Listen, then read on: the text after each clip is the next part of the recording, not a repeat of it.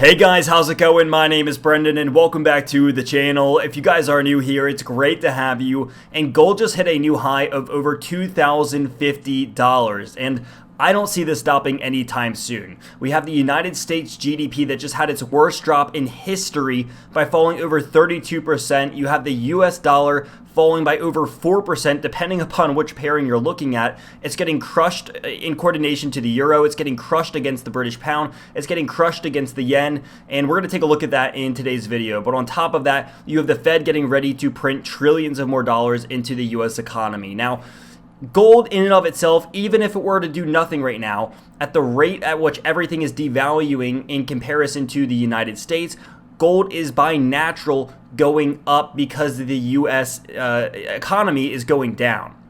So on top of gold not only overperforming, you have what it's being paired to underperforming, which is causing this massive rally in the precious metals market and making it perform like we've never seen before. And I want to explain exactly where I think gold can go and what I think gold is going to do over the next 1 to 5 years here, because I think we are just starting the roller coaster of a ride and people are just now buckling themselves in and realizing what we have gotten ourselves into. So if that sounds interesting, guys, go ahead and stick around for the entire video, as there will be important information discussed the entire way through. But let's go ahead and dive on into this. Now, again, it is no joke. It is no, new knowledge of how volatile and parabolic gold has been this year. I mean, it looks like a Bitcoin chart from 2017, 2018. This is something that we just, again, have not seen I don't think really ever in the price action of gold. This is ridiculous. So with gold hitting this new high of over $2,050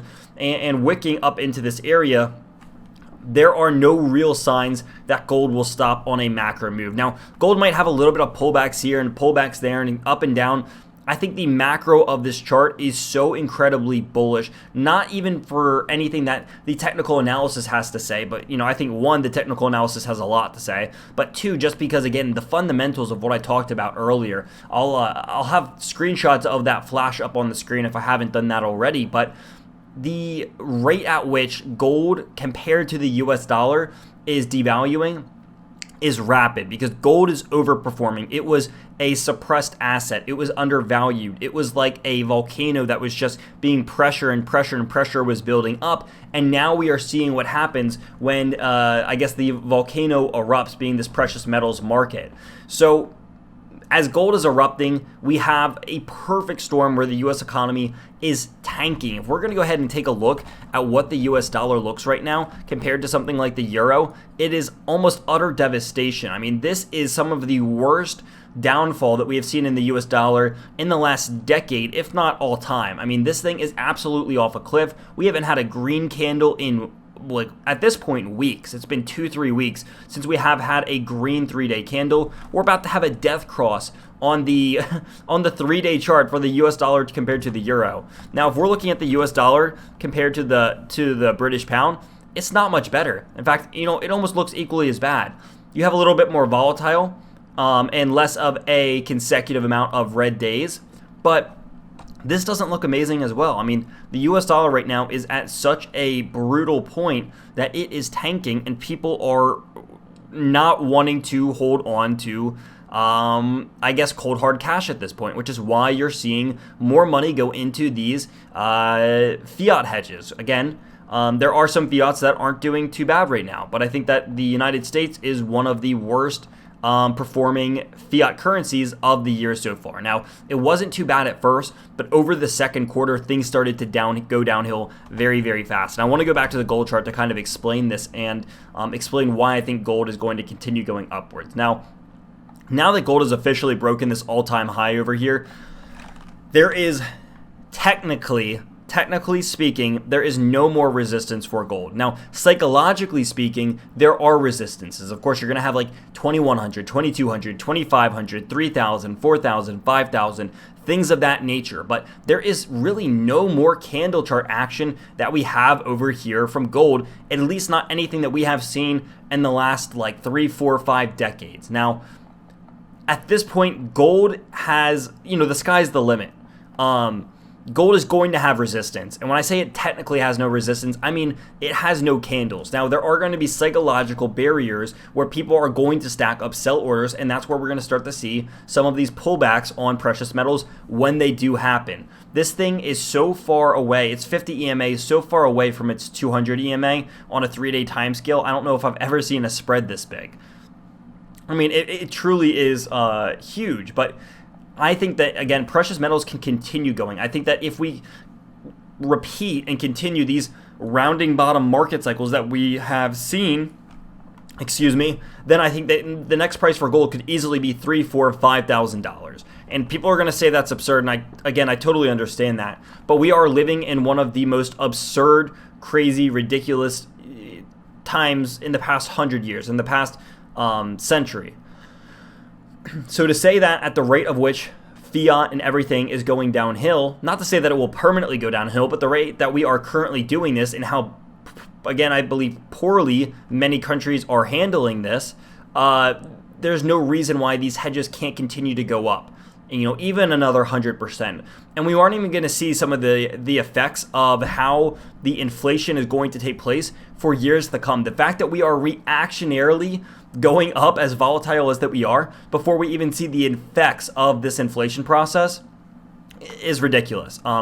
Again, that's what makes me think that we have really just touched the tip of the iceberg. The RSI over here is at the highest point on a 3-day time scale that it's been at since 2012, where it rallied after the 2008 market crash. Quite the rally, if you ask me, with this rally being considerably worse statistically than what we had in 2008, even statistically worse than what we saw in the Great Depression. I have, again, no doubt that this will continue to go up. I think that we are going to rally harder because this is a worst financial crash. It is considerably worse. 2008 was, paled in comparison to the Great Depression, and we have so far passed the Great Depression with rolling numbers. The MACD over here, highest point that it's been at on a 3-day time scale since 2012 as well, and we're very, very close to breaking that. The oscillator, right over there with it, highest point since like 2011, 2012. We are seeing record levels of strength and volume come into precious metals, and don't even get me started on the premiums. The premiums for this thing right now, for gold and silver, are so high that it scares the people who want to get in, and that probably should get in, but they don't want to start out, negative 20, negative 30, negative 40% from the second that they invest their money, which makes sense. Now, personally, I think that's being done on purpose, and it leaves people with one alternative, which they don't want to do, which is buy more paper assets, being buy your paper silver, which is just a contract saying that you own, not even that you own, but you have the equivalent of that much in silver, and that will be your money. The whole point of this is that people want to get their money out of the fiat systems and get into something physical or something that has a set amount of supply, which is like cryptocurrencies or precious metals. And the fact that they are not necessarily being forced, but put into a very awkward situation where if they don't, they're going to immediately lose 30%.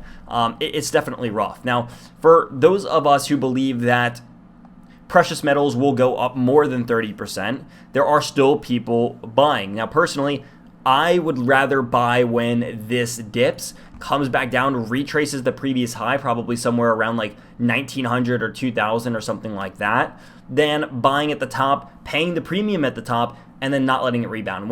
When this falls back a little bit, you should have the premiums drop, but also the price is going to drop as well. So it won't quite bite you in the butt quite as much as it would if you bought at the top, and hopefully that makes sense. I want to take a quick look at this on a weekly perspective because, again, this is going to be equally as crazy. We have consistent higher lows over here from the gold chart. The golden cross on a weekly timescale perspective, and again, look at the spread on this from a weekly timescale. I mean, that is ridiculous.